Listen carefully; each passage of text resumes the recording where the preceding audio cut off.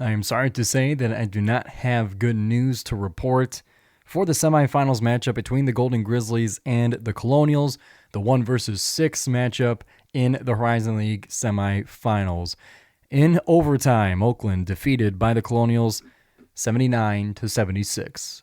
So many chances to tie or take the lead in overtime, just could not make a shot. They just wouldn't happen. We could have. We had the chance to. And they were pretty much the only shots that we took, but we finished overtime 0 of 6 from 3. Many of those opportunities when you are down by 3. When it was that 76-79 score, and it could have tied and potentially extended the life of the Golden Grizzlies season. But it was not to be had. So I'll go over this game in a little bit more of a general detail. So this one was just such an evenly matched battle for at least the first half of it, where you had swings back and forth, but nothing swung too far into one direction. I was really paying attention to, as well as everybody else, the matchup between two of Oakland's bigs and two of Robert Morris's bigs. Allen and Mukeba versus Dickerson and Fulgaris. That was the spotlight that was put on for the whole game. And of course, there wasn't just them doing all the scoring and such, but that was one that was drawing my eyes. And that first half was just such an arm wrestling match between the two. Not so much in terms of like physical, the physicality of it, but it's just neither was budging one way or the other. Mukeba started to get a little more momentum in his matchup against Fulgaris towards halftime in the first half, extending into the second half as well. But that one was just, it was a tough matchup. This, like I said in the pregame, like Robert Morris is one of the few teams in the league that really matches up well against our two bigs. But what Oakland was able to do was make their shots from deep in regulation. Oakland was 3 of 5 in the first half and 5 of 12 in the second half from deep. You got them from everywhere. You got them from DQ. You got them from Woodrich, who made a crucial 3 late in the game. And unfortunately, that was the only one that he made, but you look down, Christie made his 3s as well. So the guys who were supposed to make their 3s made their 3s. Isaiah Jones made the only one that he took. But I want to take you guys into the last moments of it as my chicken scratch notes that I was taking just to try to keep my thoughts together, anticipation for this recording. But Oakland has the lead with less than 2 minutes to go, 69-68, with DQ getting a clutch 3-pointer at the end of the shot clock. That catapulted Oakland into the lead. Robert Morris then follows up with a foul. Fulgaris is trying to pass across court. It ends up tipping the rim and flies out of bounds.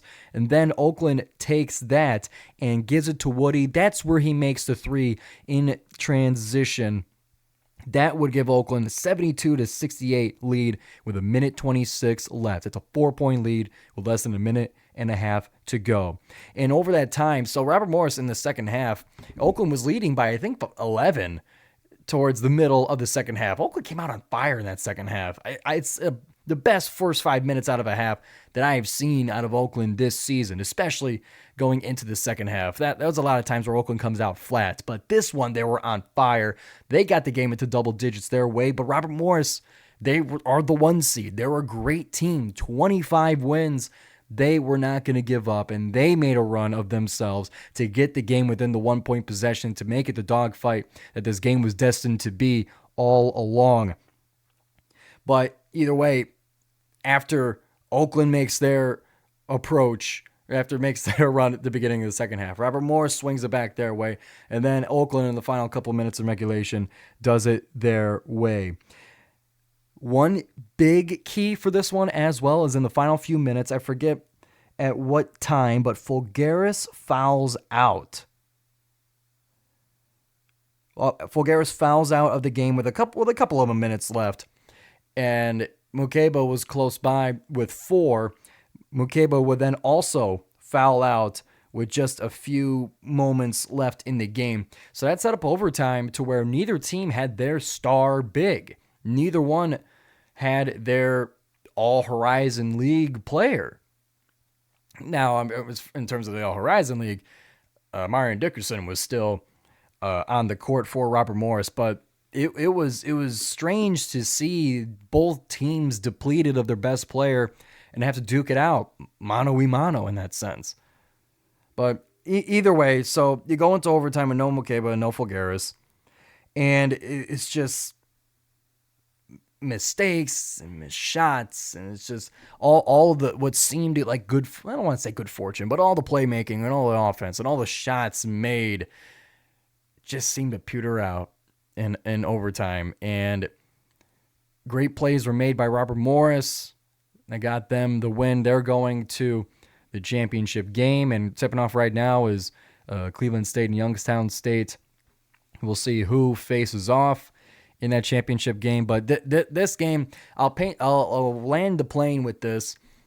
This game was everything you want in March. This game is everything you want in a do or die conference championship semifinals. This is the game you want. These were teams that had a little bit of bad blood from earlier in the season, and maybe that bad blood's going to continue into next season just because of how close their last two games have been, and questionable involvement of the refs, at least as of Neil Rules broadcast. I'm not well versed enough in basketball to make my own sense of it, but this game was just everything you want. And I lied. I want to make one other final note. The plays coming out of timeouts, the play coming out of the last few seconds of regulation, as well as the one drawn up for the last couple of seconds in overtime. Those did not work at all. The play coming out of, we had 3.4 seconds left, and Campy draws up a dunk for Baru. And we've seen this play a couple of times throughout the season. Those plays were not run against Robert Morris. The times that we got those were either ending the first half or coming out of the second half. That the play to swing Baru around the baseline to alley-oop for a dunk, that is not a last second play. I did not like the call there where you get Baru again. I'll stop myself from hesitating to it. I don't know a ton about basketball, but this is what I saw. Is that you try to oop it to Baru, who's been kind of struggling against Dickerson throughout the game. And, we're Mr. Mukeba. And you try to lob it to him over the defensive player of the year, Marian Dickerson. That's the play you try to get the lead in the last few seconds. Of course it would have been awesome if we made it and won the game in the last second with a Baru dunk. Baru got a dunk in the game before, but it's just, I did not like that draw up after, for the play of the season. But luckily that wasn't yet the play of the season. But just whatever was drawn up in overtime just collapsed and did not work. And Robert Morris knew that we wanted the three, and they knew the guys that were going to shoot the three, because we don't really have like guys that kind of blend the skill. You get the shooters, and then you got you guys who don't. So they were just following them, and there was no space, and there was no room, and we couldn't get a clean shot off. The ball ends up in Baru's hands in the final seconds of overtime, and it's kind of close, but it just didn't work, and it gave me a bad taste in my mouth, reminding me of the NC State game where the plays that were drawn up coming out of for inbounds and coming out of timeouts, it's just left a bad taste in my mouth, reminiscent of last year's round of 32 ending against NC State. So that was a bummer, but all things considered, this game was a ton of fun. It's just a shame that we don't get to do it again tomorrow night. So Oakland University ends 11-9 in conference play and 16 and something on the season. Thank everybody for listening to the GioMoShow. Now we'll get to women's basketball, where unfortunately not the best news, but not all bad news. And we'll get to that part of the GioMoShow now.